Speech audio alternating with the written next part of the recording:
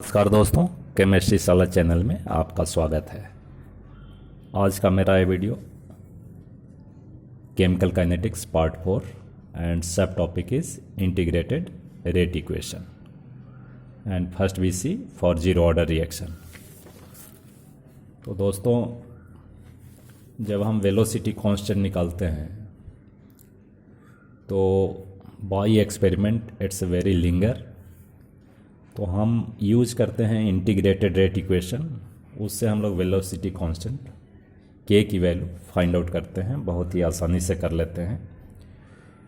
तो देखिए, CBSE board में इसका डेरिवेशन भी इम्पॉर्टेंट है for zero order and first order, दो ही ऑर्डर पढ़ना है। तो सबसे पहले हम देखते हैं integrated rate equation for zero order reaction. तो दोस्तों, सबसे पहले एक हाइपोथेटिकल रिएक्शन लिखते हैं कि reactant changes into product, order is zero. तो रेट इक्वल टू हम क्या लिखेंगे, बहुत ही ध्यान से देखना है। Rate is equal to K and reactant concentration of reactant raise to the power zero, यही लिखेंगे फॉर जीरो ऑर्डर रिएक्शन। और रेट को हम क्या लिखते हैं, minus D R by D T is equal to K हो जाएगा, इसकी वैल्यू 1 हो जाएगी, और minus D R equal to K D T हो जाएगी। ये माइनस को अगर हम इधर भेजते हैं तो D R is equal to minus K D T. ठीक है दोस्तों, इतना आसानी से लिखना है। इंटीग्रेटिंग बोथ साइड, दोनों साइड इंटीग्रेट कीजिए। तो साइन ऑफ इंटीग्रेशन आप इसमें आप डाल लीजिए, माइनस के, और ये sign of integration is there and here. तो देखो, dx का इंटीग्रेशन क्या होता है, x होता है, तो इसका इंटीग्रेशन क्या होगा भाई, r होगा। और माइनस के इज कांस्टेंट, और ये t हो जाएगा, प्लस एक इंटीग्रेशन कांस्टेंट i होगा, because it is indefinite integration. इसमें अपर लिमिट लोअर लिमिट नहीं है, जो कि आप मैथ्स में थोड़ा ज़्यादा पढ़ेंगे। वेयर i इज कांस्टेंट, ये कांस्टेंट है, constant known as integration constant, integration constant. ठीक है दोस्तों, बात समझ आ रही है। अब देखो, अब क्या करते हैं कि i की वैल्यू पर थोड़ा हम विचार करें। देखो कहता है कि if t equal to zero, अगर t जीरो होता है तो कंसंट्रेशन क्या होगा, इनिशियल कंसंट्रेशन ऑफ रिएक्टेंट होगा कि नहीं। Then concentration of reactant is initial, initial means जो सबसे शुरू में लिया था, and it is represented as R naught. यहां कर देते हैं कि ये इनिशियल कंसंट्रेशन है। तो देखो, हम t इक्वल टू जीरो रखते हैं तो क्या वैल्यू मिल रहा है, r is equal to minus K into zero plus i। तो ये जीरो में i की वैल्यू क्या हो जाएगी भाई, इनिशियल कंसंट्रेशन, या जीरो है तो ये r क्या होगा, r is equal to r naught, means initial concentration. ठीक है दोस्तों, ये बात समझ रहे हो। अब हम i की वैल्यू रखेंगे कि i इक्वल टू हो गया भाई, so i is equal to r naught at t equal to zero. ठीक है, तो इस इक्वेशन को हम क्या लिख सकते हैं, r माइनस के। अब t की वैल्यू ऐसा लिखते हैं तो ये क्या होगा भाई, आर नॉट। और इसको क्या लिख सकते हैं जी, के टी को इधर लेते हो, K T is equal to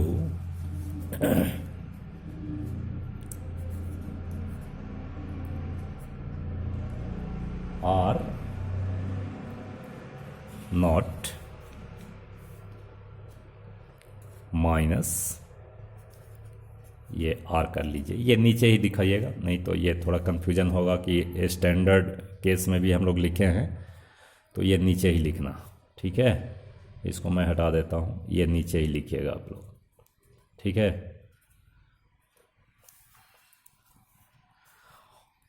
और k इज इक्वल टू क्या होगा भाई, R naught minus are upon T. तो देखो हम इस k का वैल्यू हम ऐसा फाइंड कर सकते हैं वेयर, ये सबका यूजुअल मीनिंग है। यहाँ देखना क्या यूजुअल मीनिंग है,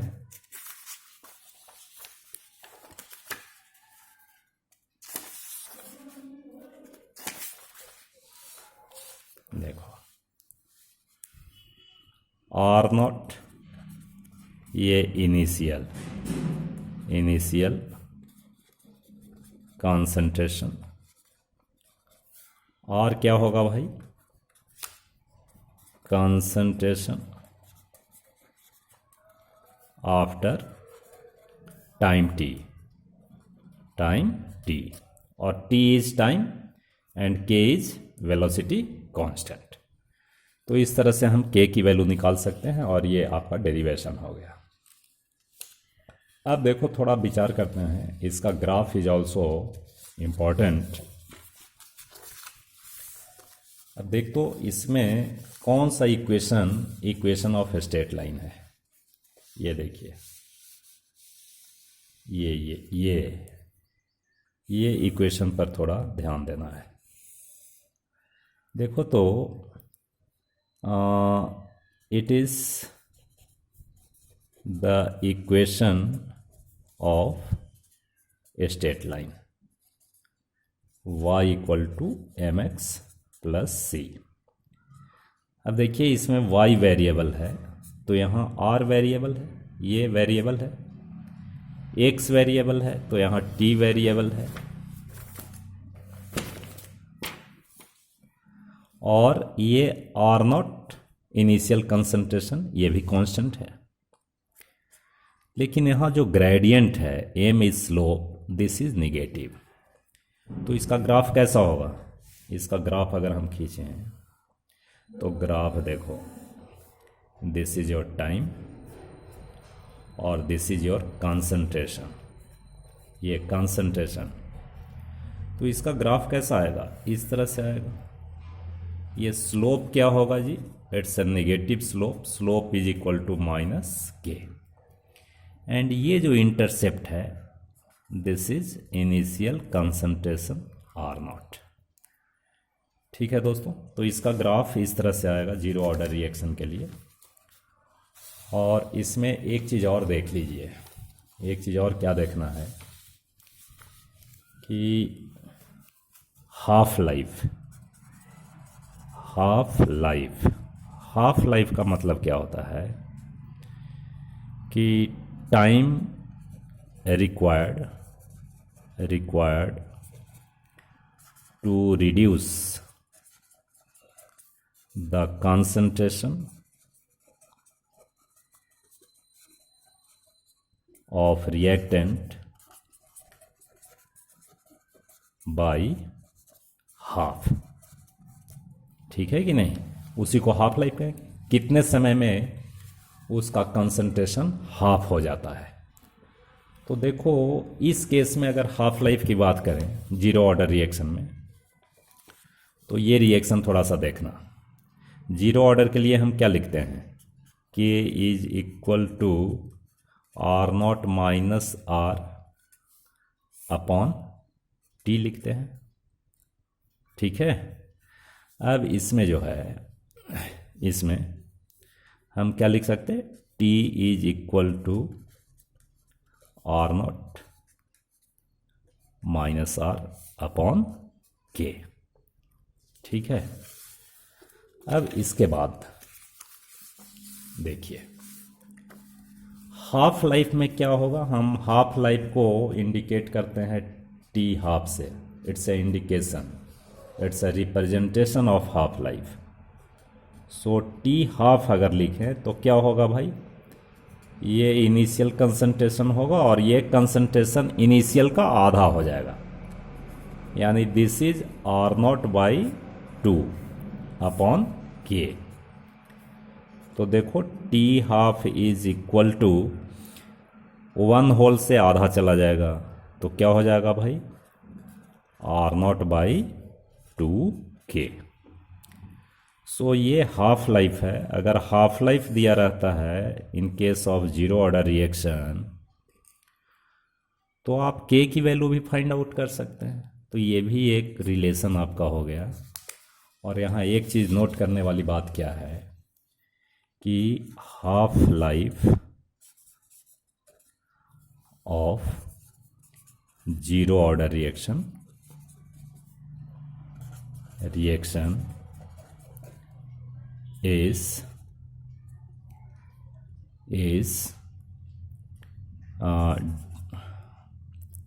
is depending on initial concentration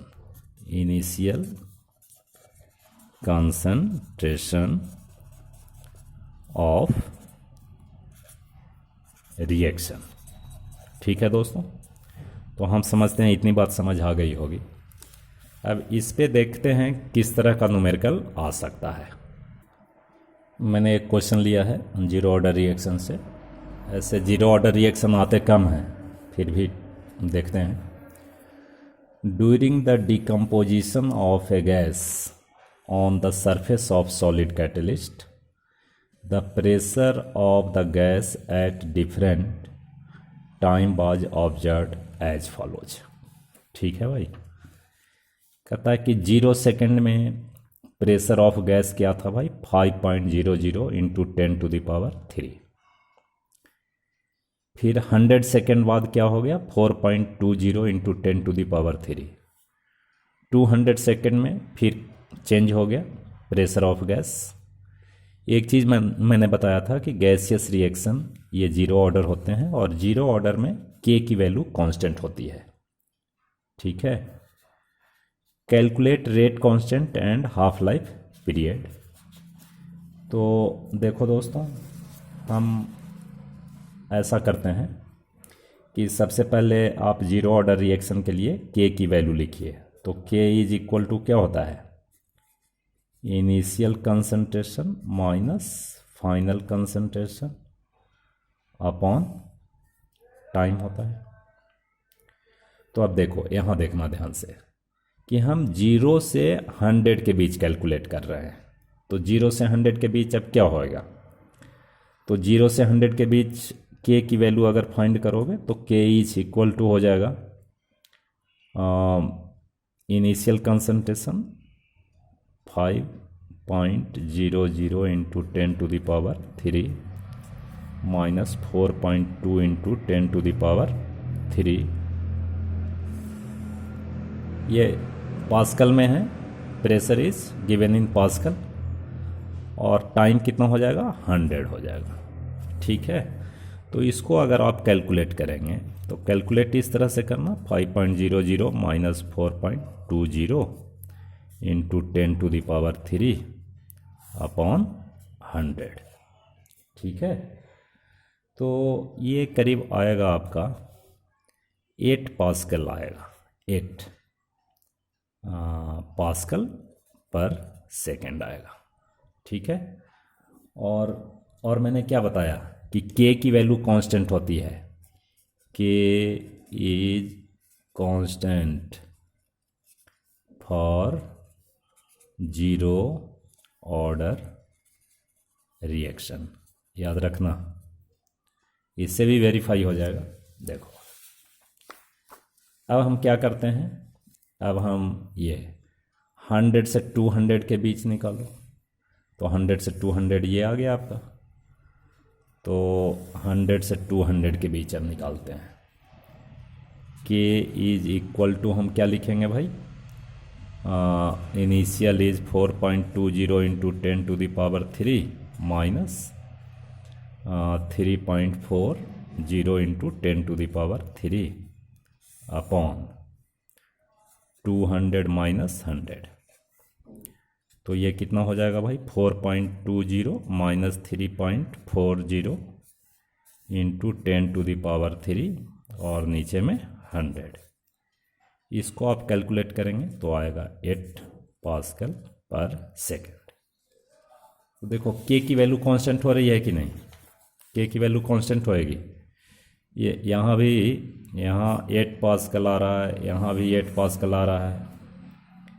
अगर हम थर्ड केस में करें तो उसमें भी आएगा वैसे ही आपका के इज इक्वल टू, सिमिलरली हम क्या लिखेंगे, ये हो गया, ये इनिशियल ये फाइनल, तो k equal to 3.40 minus 2.60 into 10⁻³ upon 100।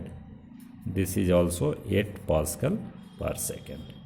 ठीक है दोस्तों, तो इसका मतलब ये it is zero order, it is zero order because k is constant, because k is constant. होगा कि नहीं, कांस्टेंट बात समझ आ रही है? नहीं तो ऐसे समझो, देखो के इज कांस्टेंट, इस तरह से समझो। जीरो ऑर्डर में होता क्या है, रेट लिखते हैं इज इक्वल टू के और कंसंट्रेशन ए और ये 0, तो ये वैल्यू 1 होएगा, तो के इंटू 1 ही तो होगा हमेशा, यानी ये कांस्टेंट वैल्यू होगा ना कांस्टेंट। ठीक है दोस्तों, अब इसके बाद हाफ लाइफ की बात आती है। तो हाफ लाइफ कैसे हम निकालते हैं बताओ। टी हाफ इक्वल टू क्या होता है भाई, इनिशियल कंसंट्रेशन अपॉन 2K।